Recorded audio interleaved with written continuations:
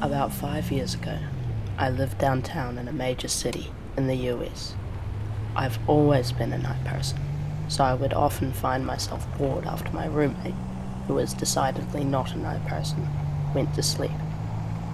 To pass the time, I used to go out for long walks and spend the time thinking. I spent 4 years like that, walking alone at night, and never once had a reason to feel afraid. I always used to joke with my roommate that even the drug dealers in the city were polite.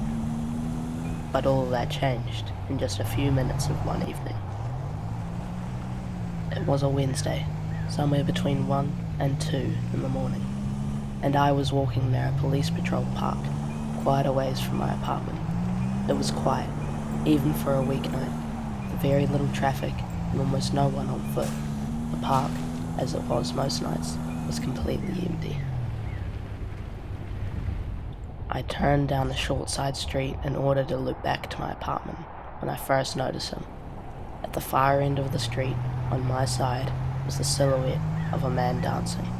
It was a strange dance, similar to a waltz, but he finished each box with an odd forward stride. I guess you could say he was dance walking, heading straight for me. Deciding he was probably drunk, I stepped as close as I could to the road to give him the majority of the sidewalk to pass me. The closer he got, the more I realized how graceful he was moving. He was very tall and lanky, and wearing an old suit. He danced closer still, until I could make out his face. His eyes were open wide and wild, head tilted back slightly, looking off at the sky. His mouth was formed in a painfully wide cartoon of a smile. Between the eyes and the smile, I decided to cross the street before he danced any closer. I took my eyes off him to cross the empty street. As I reached the other side, I glanced back, and then stopped dead in my tracks. He had stopped dancing, and was standing with one foot in the street, perfectly parallel to me. He was facing me, but still looking skyward, smile still wide on his lips. I was completely and utterly unnerved by this. I started walking again, but kept my eyes on the man. He didn't move once. I had put about a half a block between us. I turned away from him for a moment to watch the sidewalk in front of me.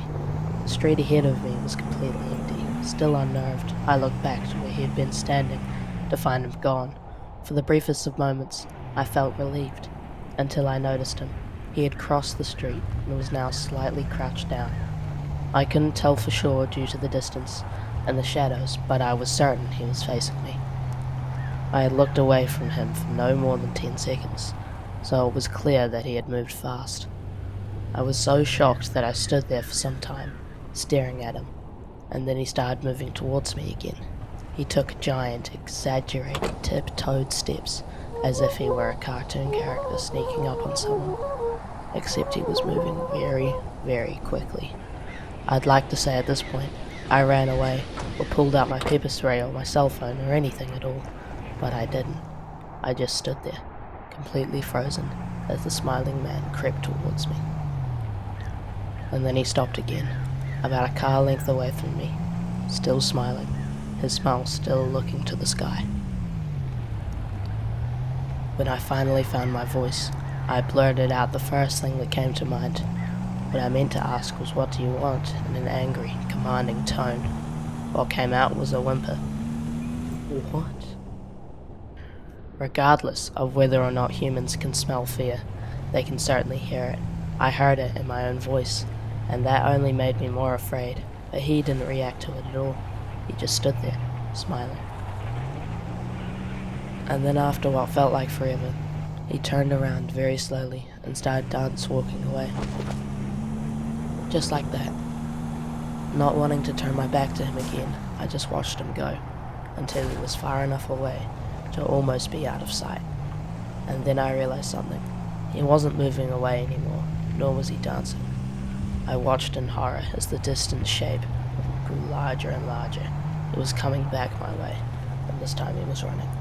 I ran too. I ran until I was off the side road and back into a better lit road with sparse traffic. Looking behind me then, he was nowhere to be found. The rest of the way home, I kept glancing over my shoulder, always expecting to see his stupid smile. He was never there. I lived in that city for 6 months after that night, but I never went out for another walk. There was something about his face that always haunted me. He didn't look drunk, and he didn't look high. He looked completely and utterly insane. That's a very, very scary thing to see.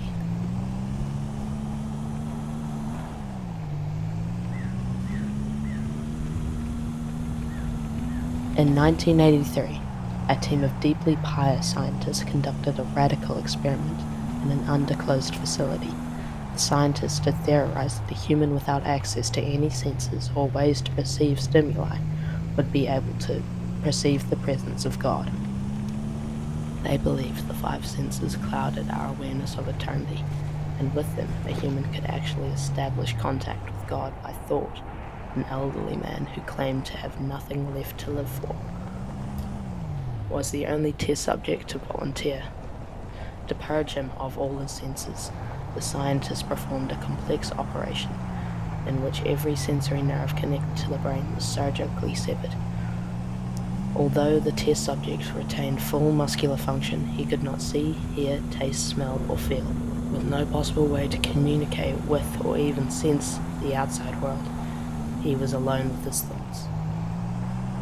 Scientists monitored him as he spoke aloud about his state of mind in jumbled, slurred sentences that he couldn't even hear. After 4 days, the man claimed to be hearing hushed, unintelligible voices in his head. Assuming it was an onset of psychosis, the scientists paid little attention to his concerns. 2 days later, the man cried that he could hear his dead wife speaking to him, and even more, he could communicate back. The scientists were intrigued, but not convinced until the subject started naming their dead relatives. He repeated personal information to them that only their dead spouses and parents would have known. At this point, a sizable portion of scientists left the study. After a week of conversing with the deceased through his thoughts, the subject became distressed, saying the voices were overwhelming. Apparently, in every waking moment, his consciousness was being bombarded by hundreds of voices that refused to leave him alone. He frequently threw himself against the wall, trying to elicit a pain response, and begged the scientists for sedatives so he could escape the voices by sleeping. This tactic worked for 3 days, until he started having severe night terrors. He repeatedly said that he could see and hear the deceased in his dreams. Only a day later, the subject began to scream and claw at his non-functional eyes, hoping to sense something in the physical world. Now hysterical, he said that the voices of the dead were deafening and hostile, speaking of hell and the end of the world. At one point he yelled, "No heaven, no forgiveness," for 5 hours straight. He continually begged to be killed, but the scientists were convinced that he was close to establishing contact with God. After another day, no longer formed coherent sentences. Seemingly mad, he started to bite off chunks of flesh from his arm. The scientists rushed into the test chamber and restrained him to a table so he could not kill himself. After a few hours of being tied down, the subject halted his struggles and screaming. He stared blankly at the ceiling as teardrops silently streaked across his face. For 2 weeks, he had to be manually rehydrated due to his constant crying. Eventually, he turned his head and, despite his blindness, made focused eye contact with the scientist for the first time in the study. He whispered, "I have spoken with God, and he has abandoned us," and his vital signs stopped. There was no apparent cause of death.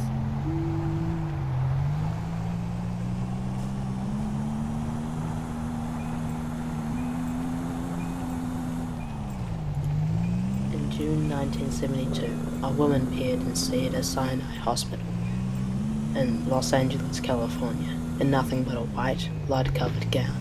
Now this, in itself, should not be too surprising, as people often have accidents nearby and come to the nearest hospital for medical attention. But there were 2 things that caused people who saw her to vomit and flee in terror. The first being that she wasn't exactly human. She resembled something close to a mannequin, but had the face, dexterity, and fluidity of a normal human being. Her face was as flawless as a mannequin's, devoid of eyebrows and smeared in makeup. There was a kitten clamped in her jaws, so unnaturally tight that no teeth could be seen, and the blood was still squirting out over her gown and onto the floor. She then pulled it out of her mouth, tossed it aside, and collapsed. From the moment she stepped through the entrance to when she was taken to a hospital room and cleaned up before being prepped for sedation, she was completely calm, expressionless, and motionless. The doctors thought it best to restrain her until the authorities could arrive, and she did not protest. They were unable to get any kind of response from her, and most staff members felt too uncomfortable to look at her directly for more than a few seconds. But the second the staff tried to sedate her, she fought back with extreme force. 2 members of the staff had to hold her down as her body rose up on the bed, with that same blank expression. She turned her emotionless eyes towards the male doctor, and did something unusual. She smiled. As she did, the female doctor screamed and let go out of shock. In the woman's mouth were not human teeth, but long, sharp spikes, too long for her mouth to close fully without causing any damage. The male doctor stared back at her for a moment before asking, "What in the hell are you?" She cracked her neck down to her shoulders to observe him, still smiling. There was a long pause. The security had already been alerted and could be heard coming down the hallway. As he heard them approach, she darted forward, sinking her teeth into the front of his throat, ripping out his jugular and letting him fall to the floor, gasping for air as he choked on his own blood. She stood up and leaned over him, her face coming dangerously close to his as the life faded from his eyes. She leaned closer and whispered in his ear, "I am God." The doctor's eyes filled with fear as he watched her calmly walk away to greet the security men. His last ever sight would be watching her feast on them one by one. The female doctor who survived the incident named her the Expressionless, but there was never a sighting of her again.